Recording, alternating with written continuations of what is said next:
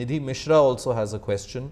She asks, could ULIPs be an alternate for mutual funds after LTCG taxes? If yes, what could be the implication of buying a ULIP?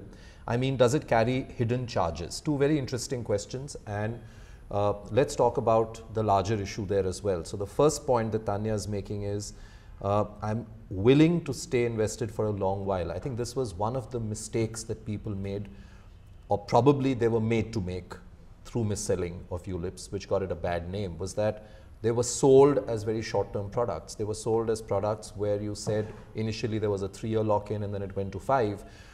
You were told really that, you know, you stay invested for 3 years or 5 years and then you can exit. That was a minimum time period, not a maximum. Not a maximum. It was just that you had to be there for 3 or 5 years. Now the rule is 5 years. But and I think that's where the mistakes happened, isn't it? That people were missold, told you can move out. And when you moved out within 5 years, you found that the money that you thought you would have got, you didn't get because the first year charges were a lot. So what would you tell people who would want to buy a ULIP? How many years should you stay invested before you go and buy a ULIP? See, if you want to invest for a long term, ULIP can be a beautiful instrument. But what you need to keep in mind is you cannot withdraw the money for the first 5 years. So if you can stay invested at least for a minimum of 5 years, then definitely go in for a ULIP. In terms of long-term instrument, ULIP can be the most efficient instrument in that manner.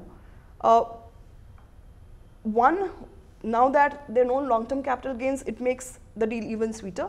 But even before that, even before the long-term capital gain came into picture, if you were investing for a long term, it only made sense to invest in a ULIP.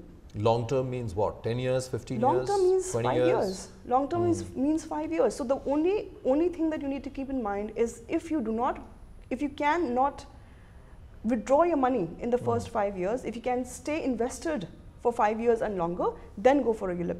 But if you feel that 5 years is too long a horizon for you, if within 5 years you may want to withdraw your money, then ULIP may not be the good option. Then you should definitely opt for alternate options like mutual funds.